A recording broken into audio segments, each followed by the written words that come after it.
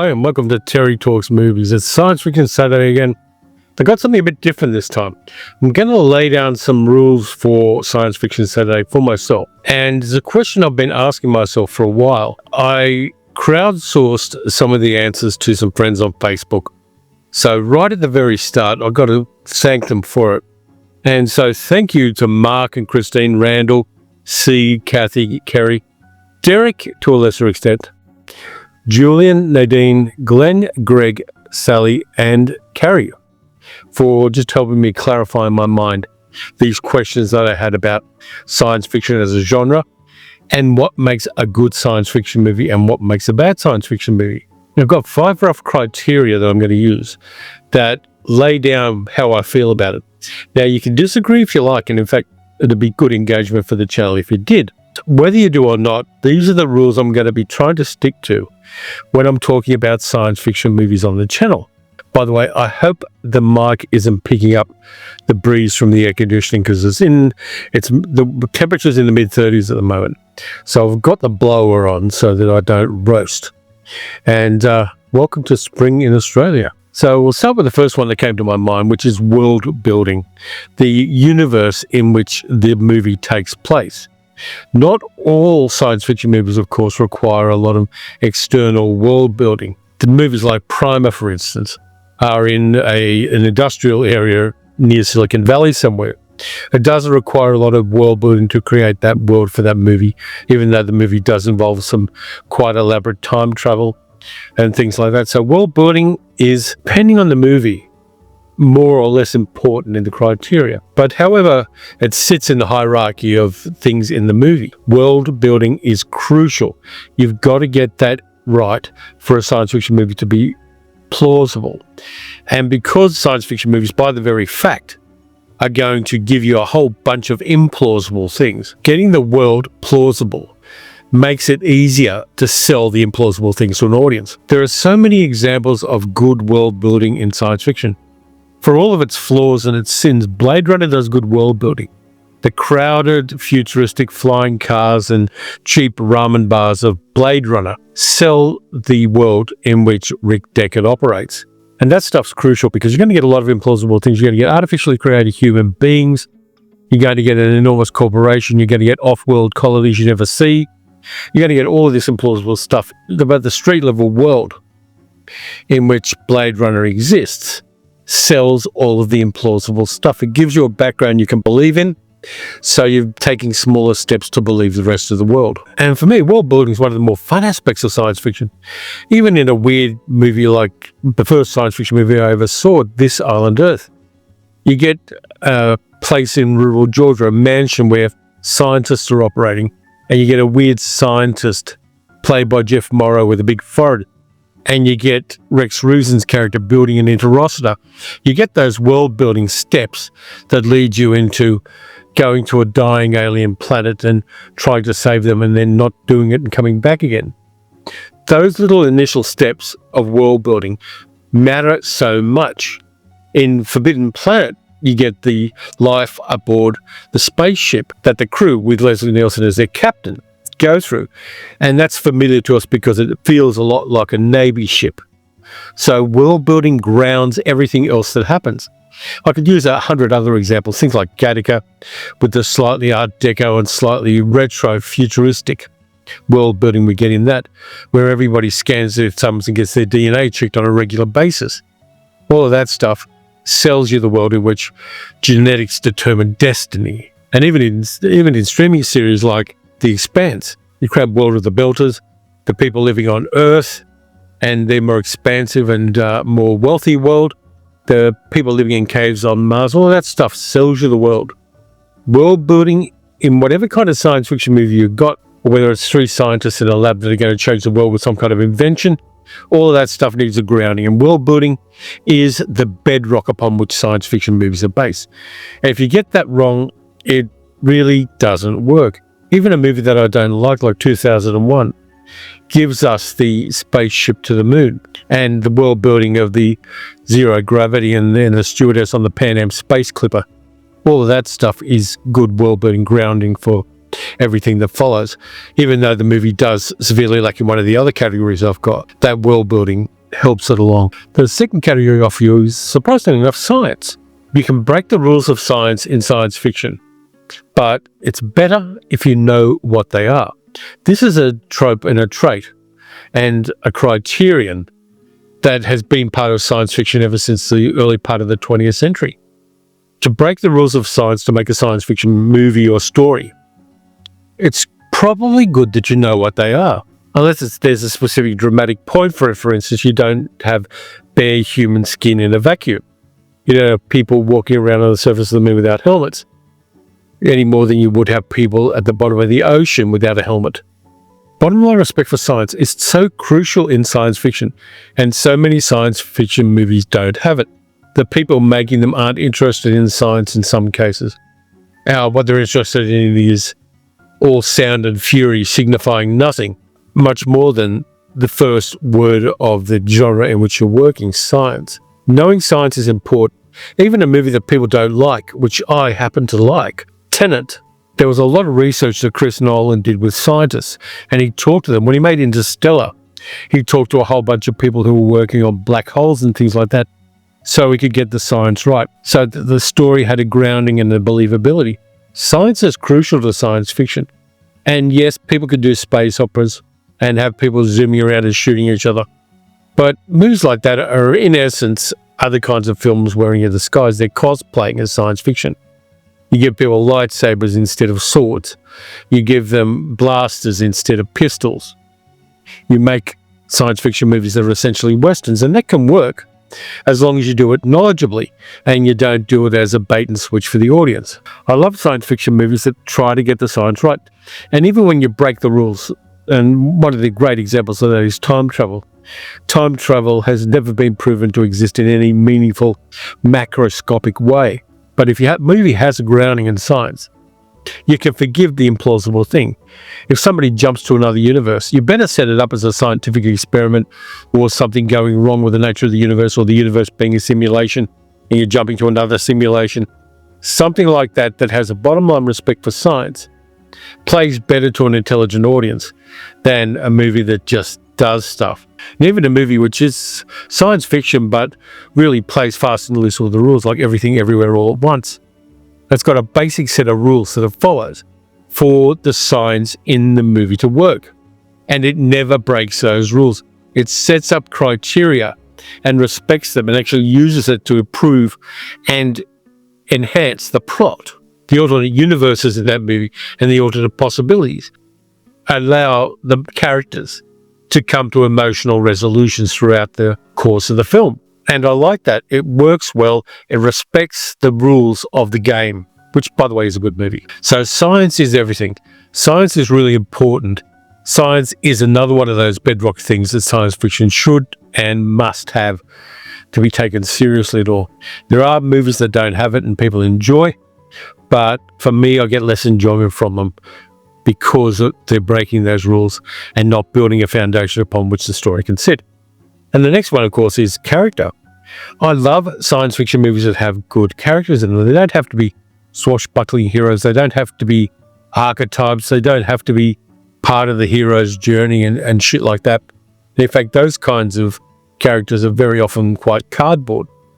I like troubled people who overcome their troubles, or troubled people who make something of themselves, or troubled people who are crushed by a system, like in Privilege, for instance. Stephen Shorter is a pop star. He's the most popular pop star in the world, but he's breaking down mentally, and the authoritarian system in which that character lives totally crushes and obliterates him almost completely from the record of human history. Character is important. I'm not talking about two-dimensional heroes, and there are so many of those in science fiction, but characters like Ethan Hawke's character in Gattaca, who is born with a genetic disadvantage that his brother doesn't have, but who basically pretends and fakes his way into a position of power in a world where your genetic heritage determines your position in society. His character is one we can understand.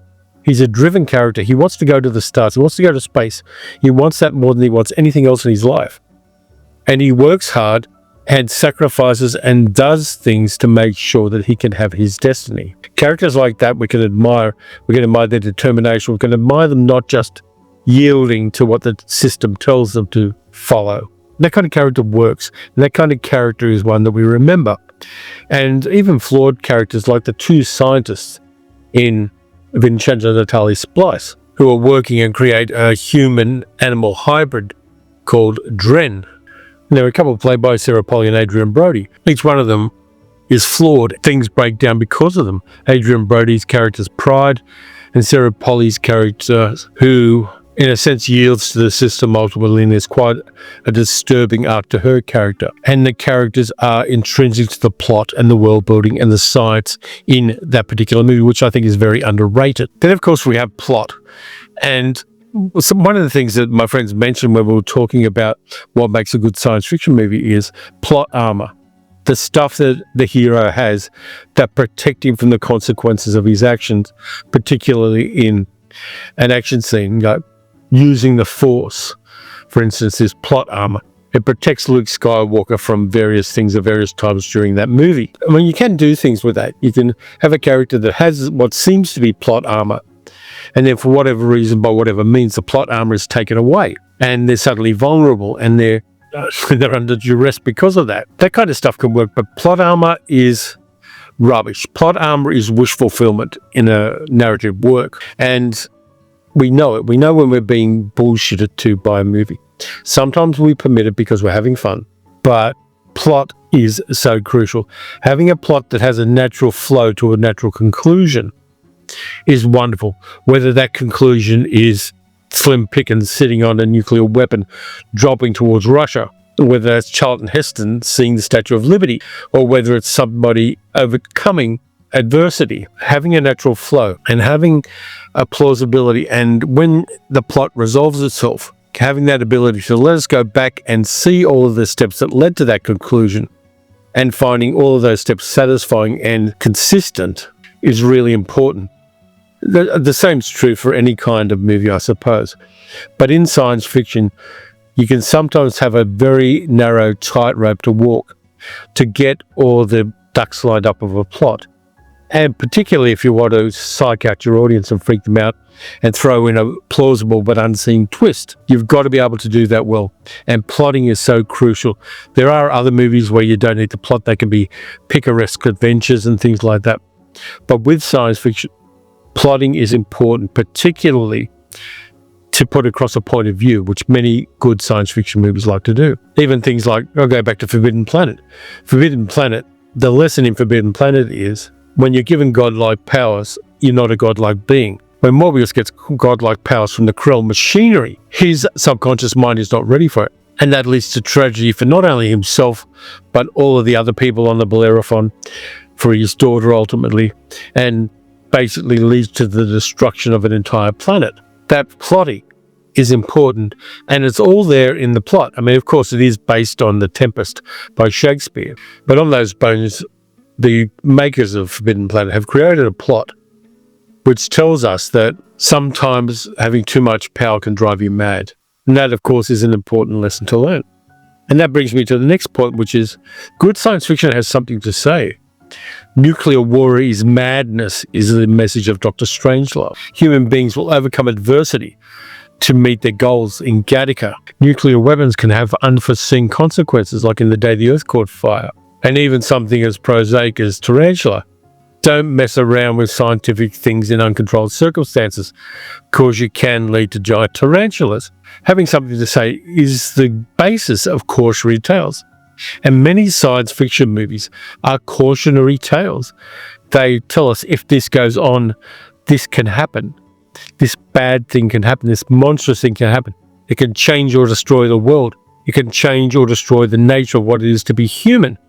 And The Fly gives us that, where Seth Brundle makes a mistake and ends up becoming a monster through his inability to foresee the consequences of a technology he creates. Metropolis tells us that oligarchies are a bad thing, and having people sitting at the top of a pyramid while everybody else works their guts out and dies working to make sure that that top of the pyramid stays beautiful is an important thing to say, and it is something that was very contemporary to 1920s Germany, where many people were suffering. And so the plot of Metropolis shows us that the elites don't care for us. and people need to fight them and overcome them, and that the elites will use anything possible, including replacing a political leader with a robot, to get their own way. Having a point of view and having a clear idea of what you want to say is important, and that's a weakness in something like Interstellar, where the basic plot is a daddy who wants to see his daughter again. That is something to say, but it is quite prosaic for something in such a large-scale movie. And just to stay on the Christopher Nolan thing, Tenet is an interesting one, where we see the origin story of somebody who wields, in some ways, godlike powers to be able to reverse time on certain objects and in certain people. And that origin story of somebody who wields that power, and how, because people can move backwards and forwards in time, in real time in a sense, the thing that movie is saying is a world-changing technology which changes the very nature of the way we sense duration and time has consequences, and it can be weaponized very easily, and it's very dangerous when it is weaponized, and that can lead to geopolitical consequences and people moving back in time and creating a weapon to destroy people in the future. Sometimes that weapon's a human being, in the case of Kenneth Branagh's character in that movie. And good science fiction says there are consequences to change, and that many of those consequences, and more of them than not, are unpredictable. Tim Berners-Lee creates the World Wide Web. He didn't predict the fact that people were going to weaponize it politically. He didn't project and think that OnlyFans would exist, or that people would use it to distribute and disseminate CP material. And one of the lovely things about science fiction is exactly that. You create a technology and you create a change in the world in some way, and you don't know where it goes. But science fiction storytellers, whether it's in book form, in comic form, in oral storytelling, in YouTube, in movies, in television, in streaming services, give us those stories and tell us to be careful. So having a viewpoint, whether that viewpoint is valid or not, and there have been many, like for instance off the top of my head, Panic in Year Zero, which in some ways is the grandfather of doomsday preppers, and says you've got to look after your own, because when the nuclear bombs drop, everybody is going to turn into a savage. That kind of false logic and that kind of idiocy, which is not based on any reality, because we know when things break down, people form communities and help each other and defend each other against the people who would be those predators. That's the nature we know from many, many disasters over many, many centuries. People bond together and help. Movies like Panic in Year Zero go contrary to that. And so the something they have to say is not really a valid something. And that makes that an interesting movie, just for the false logic and the false path it takes as a narrative work. The fifth thing I've got for you is the one I like. The conclusion of a good science fiction movie has to be satisfying. Whether it is the incredible shrinking man coming to terms with his fate, whether it's the mutually assured destruction of Dr. Strangelove, whether it's defeating the Krell monster and understanding the Krell technology and rescuing Altera from Altair 4 in Forbidden Planet, the ending has to be satisfying. Endings that leave us up in the air, or endings that have plot twists that don't make any sense, are annoying and frustrating and degrade the entire genre in some ways. A really piss-poor ending in a science fiction movie is in some ways more intensely disappointing than it is in other films, because you're following the plot and you're following where the movie maker is taking you in a fantastical way. And then somebody wakes up and it's all a dream, or something stupid like that happens. A good science fiction movie makes a compact with its audience, and it stays true to that compact. And part of that is, you may not like the ending I'm going to give you, but that ending is going to be satisfying and thought-provoking, and you're going to be included in that ending, and it's not going to push you away, it's going to draw you in. Again, this is the same thing with many, many other movies, and some of these things I say are commonalities with good films of any kind. But for me, being a science fiction fan at my heart, that part of it is the crucially important part for me. You've got to gain trust from your audience, and all the way through the movie to the ending, you have to respect and maintain that trust while you take them on an incredible journey, whether it's on a individual scale like in Gattaca or whether it's on a global scale. You've got to play fair with an audience. And in a science fiction movie, that's absolutely crucial. So they're just some thoughts I have about science fiction movies and the way I'm going to think about them as I review things for Science Fiction Saturday on the channel. I think it's good for me to lay down those ideas and to, in my own way, stay true to them when I'm talking to you about the movies on the channel of any kind of movies, whether it's Science Fiction Saturday or the other 2 videos a week that I do. I love science fiction as a genre. I think it's a genre that has so much to tell us and talk to us about and warn us about more than many other genres.